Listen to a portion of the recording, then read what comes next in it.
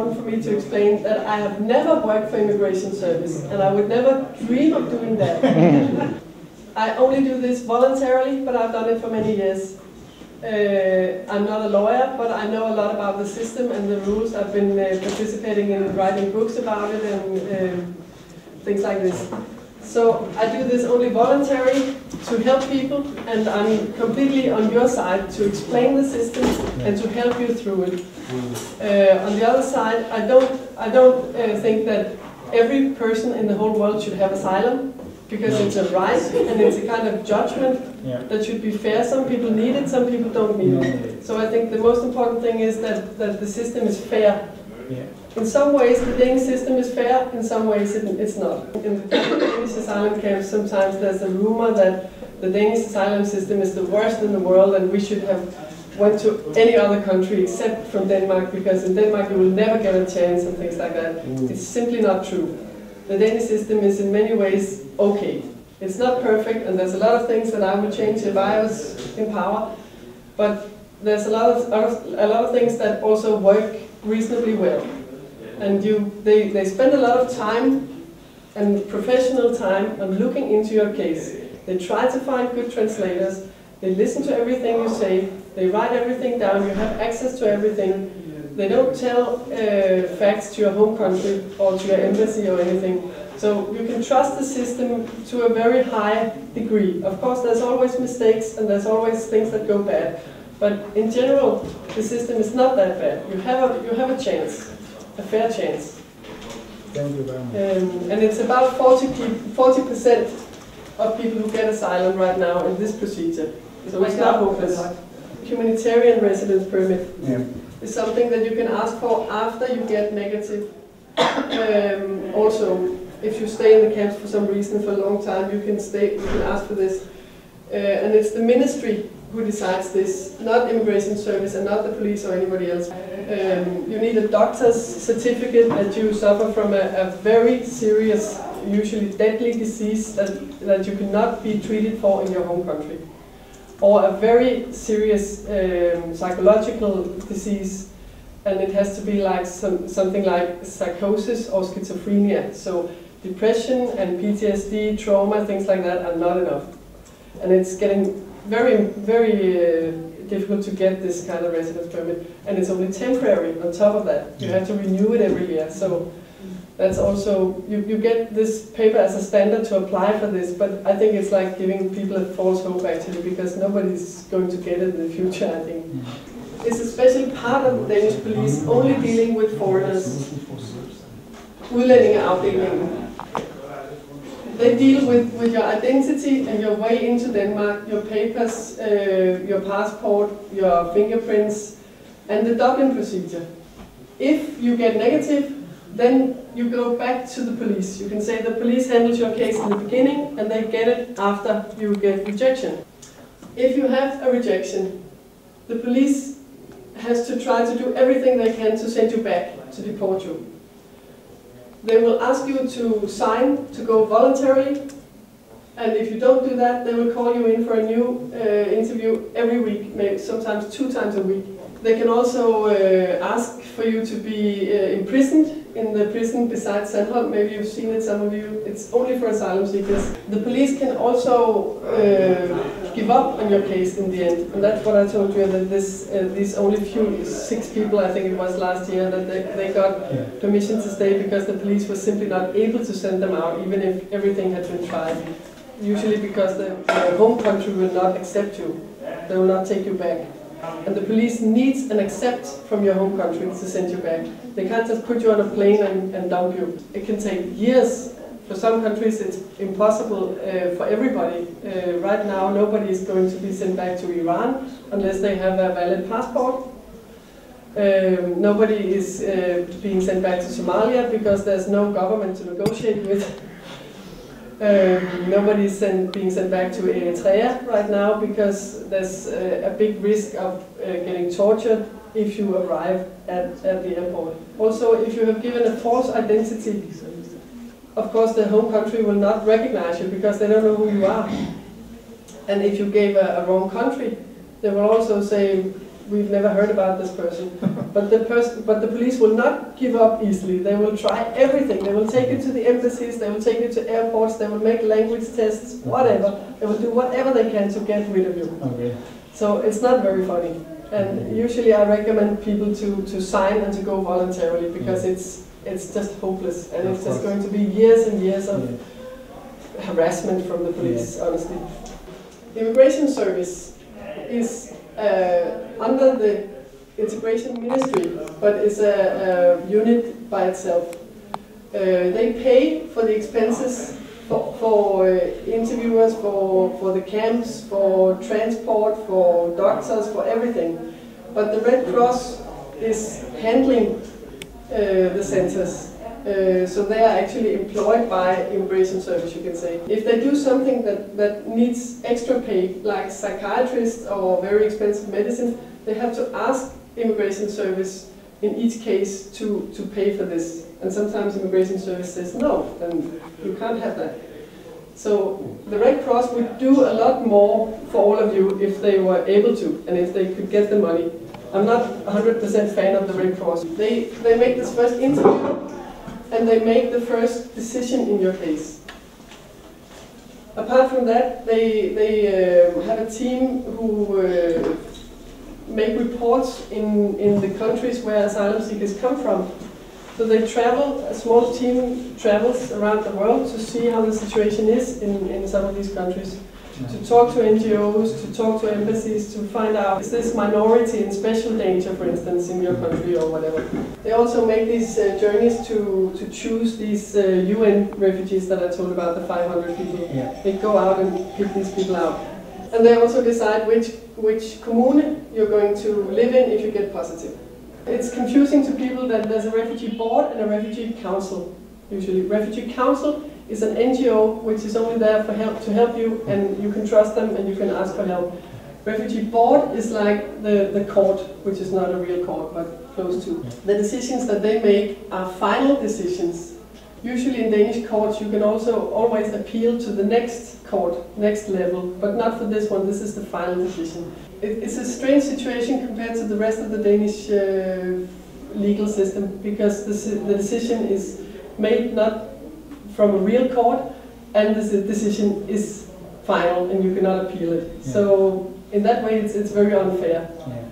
The Ministry of Integration, they handle the complaints about Immigration Service decisions, and also the applications for humanitarian residence permit.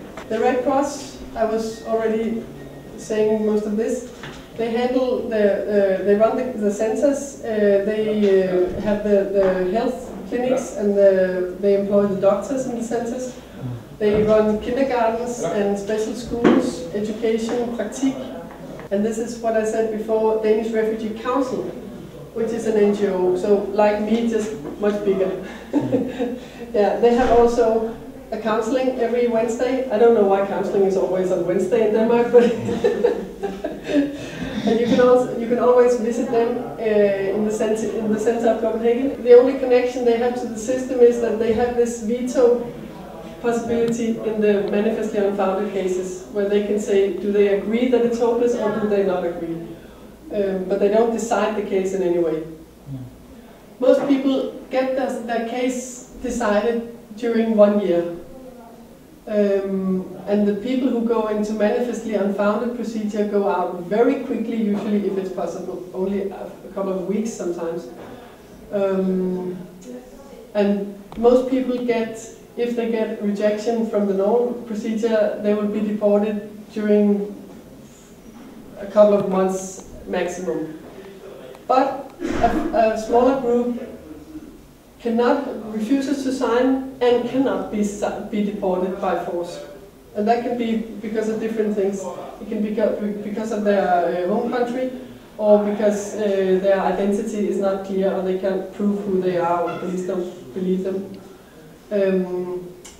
So that's how the amount of time goes up into these 500 days, is because it includes all these people who have been here for many years. And maybe you've met people who've been here for up to 13 years in the asylum camps. That's terrible. The Immigration Service always say to the Danish media that they are very proud to decide these cases very fast, And they say that in average, they only take 100 days. What do they mean about 100 days? Everybody's been waiting for at least 6 months or 10 months or something. But they only talk about the phase 2. If you are rejected and you don't cooperate with the police, which usually means, do the police believe what you tell them, and do you sign to go voluntarily? That's what the police mean by cooperate. That they will move you to one of the big centers, Avstrup or Sandholm usually, which is places where they keep people who are going to be deported. You will get less money, depending on if you live in a center with a cantina or not. You will have to meet the police twice every week to say the same all over again. Why do you not want to go home? What is the problem? You have to repeat that every time. And they will stop activation, job training, pratique, school, all that will finish. The life as a rejected asylum seekers in the camp is not very funny. A small amount of persons are on this special procedure called 12dec2011. It's like tolerated stay. I will not explain what that means because it's not part of the normal asylum system, but they live in Sandholm, they have to stay in Sandholm, they have to spend every night in Sandholm, they have to report to the police every day.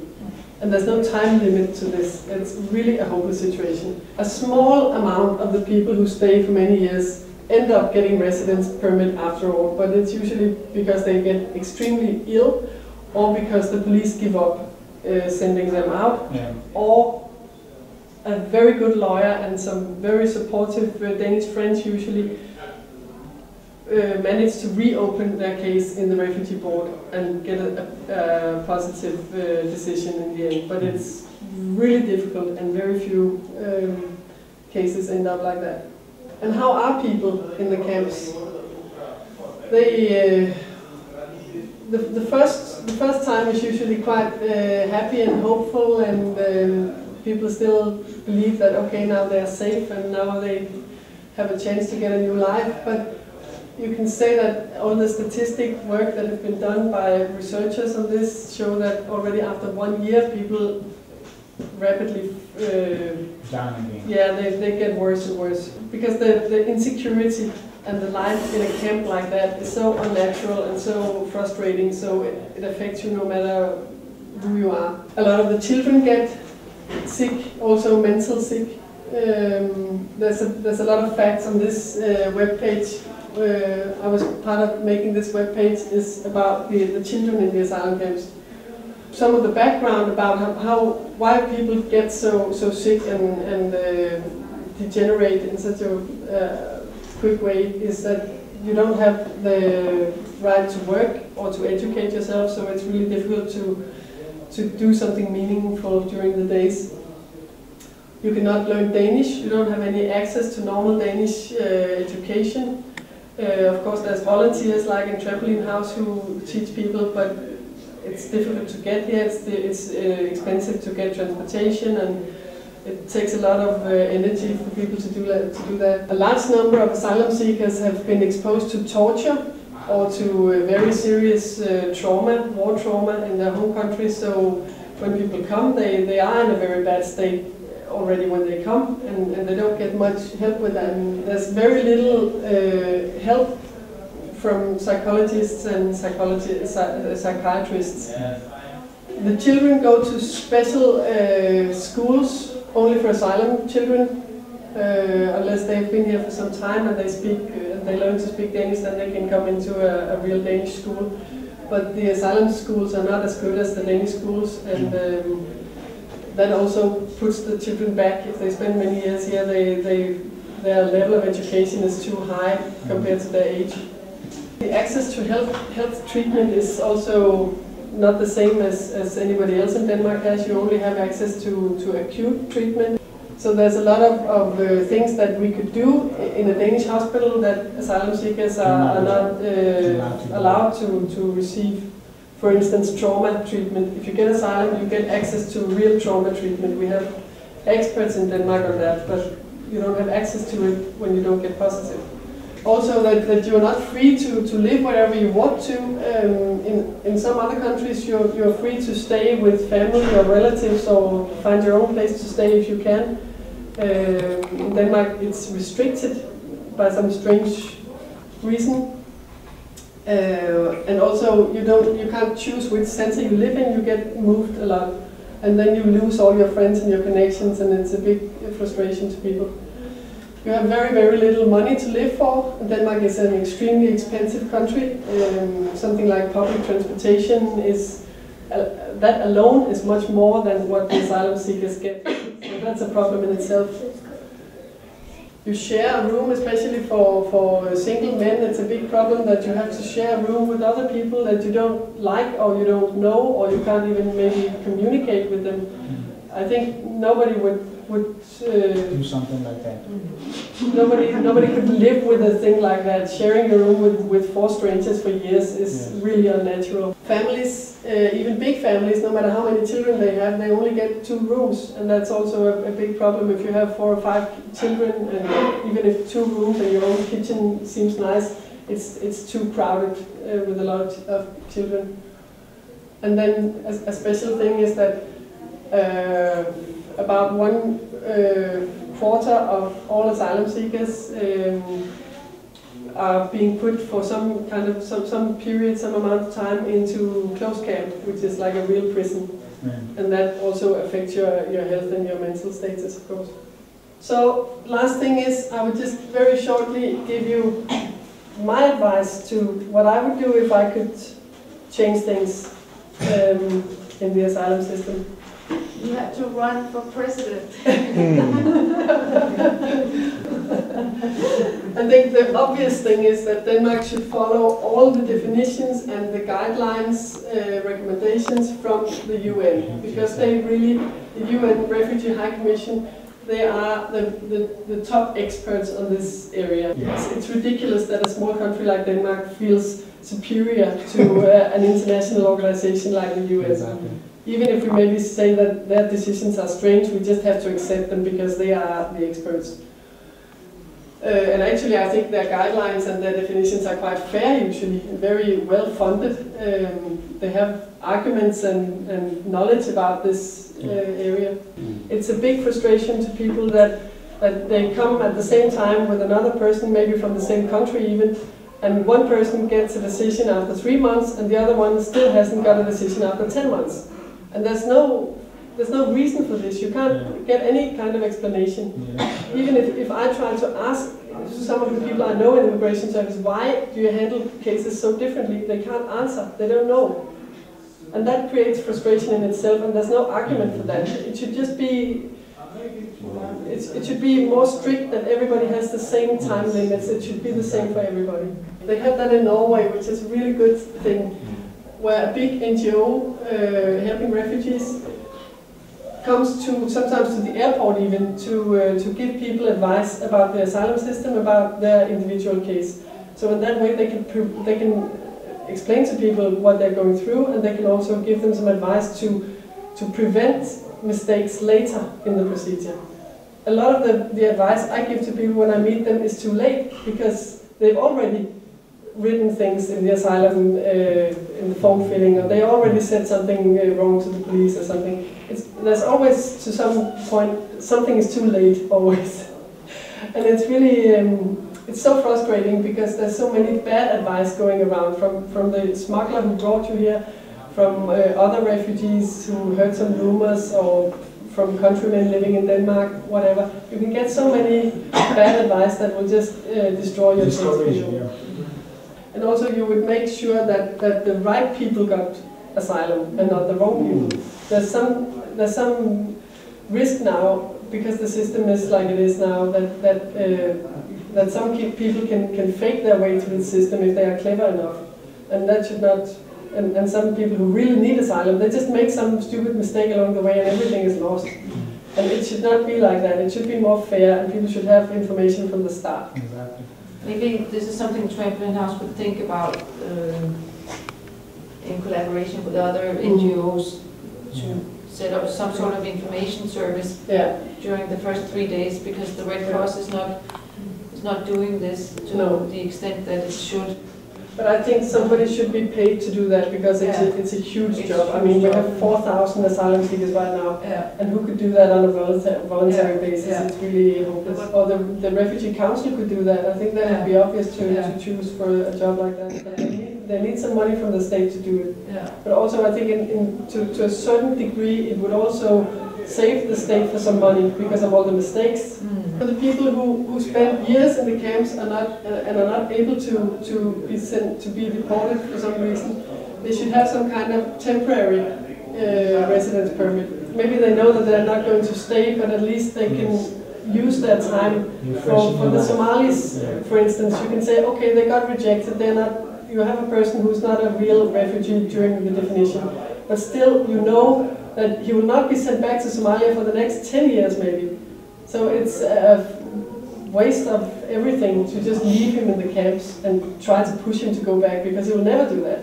So you might as well give him the right to work, give him the right to educate himself, so that if he goes back someday, at least he will not have ruined his life, and maybe he will go back as a stronger person with some experience and some education or something. So that would be a benefit for everybody.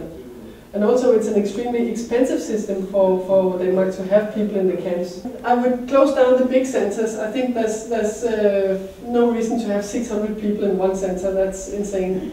I think I would have some kind of smaller communities, like maybe 12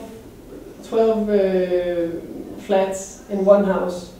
It's also not that good to have people all alone, because you need contact with other people, but not that many. And there should be some contact centers in the larger cities where all this counseling and paying of money and help from the Red Cross, everything could be in centers. They don't have to be in your where you live in the camp. And give the people the right to live wherever they want. If they can find a place to live, let them do it, of course.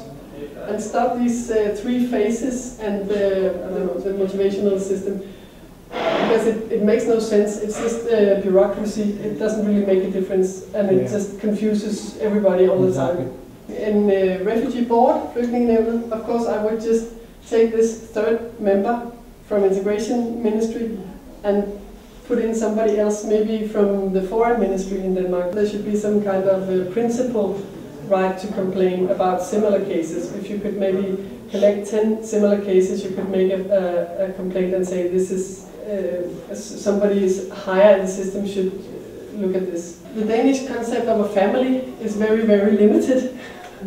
You can only get your children if they are less than 15 years old. Even if they are 16, 17, you can't get them here. You cannot get older parents, you cannot get siblings, which is strange, because in many countries where people come from, a family is a much larger thing, so you can be, many other people can be dependent on you, and you can feel very, very close to a sister or a sister's child or something like that.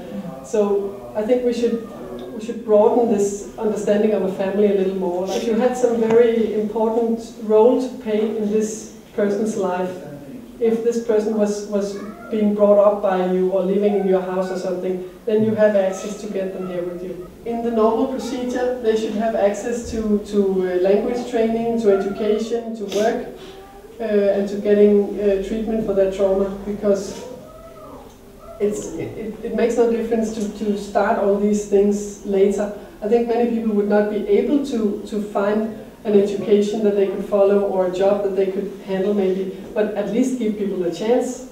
Let all asylum seeker children go into the local kindergarten and the local school, because it's happening in Sweden and many other countries, and it's not really a problem.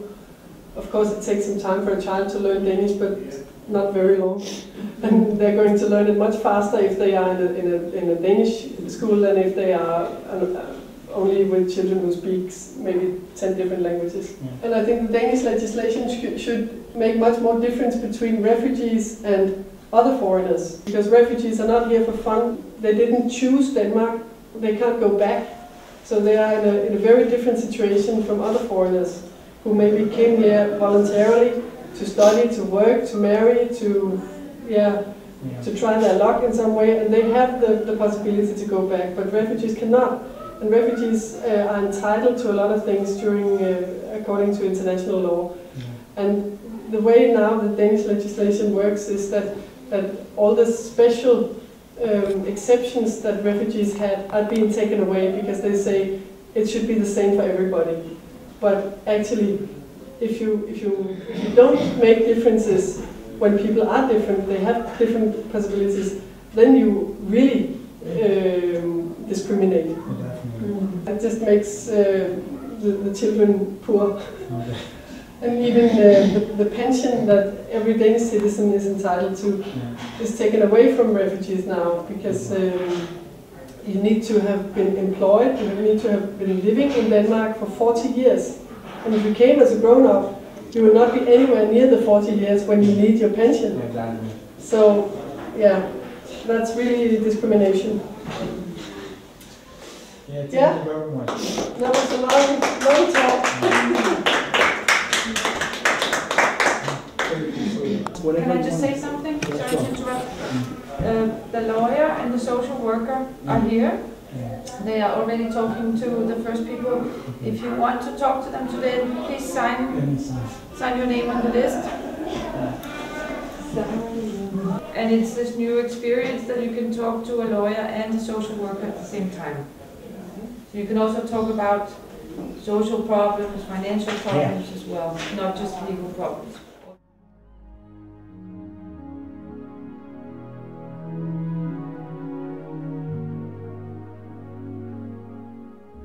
Suntans in reservation dining rooms, pale miners in their lantern rays. It's like night, night and day. Hostage smiles on presidents, freedom scribbled in the subways. It's like night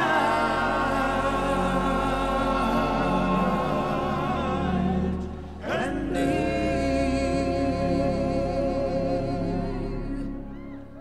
Written by all things, God of cruelty, drawn to all things, God of delight, mythical God of the ever-present laws, governing day and night.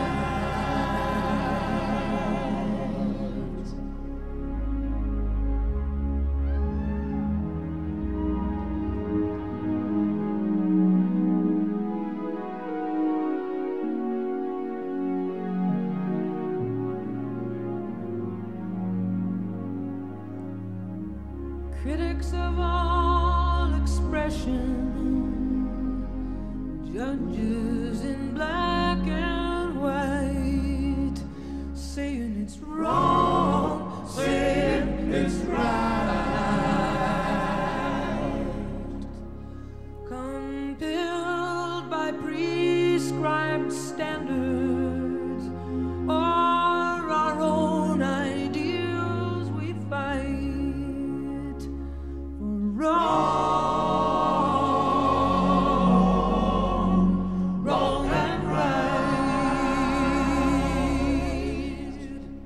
Threatened by all things, men of cruelty, drawn to all things, men of delight, keeper of the laws, the ever-broken laws, governing wrong.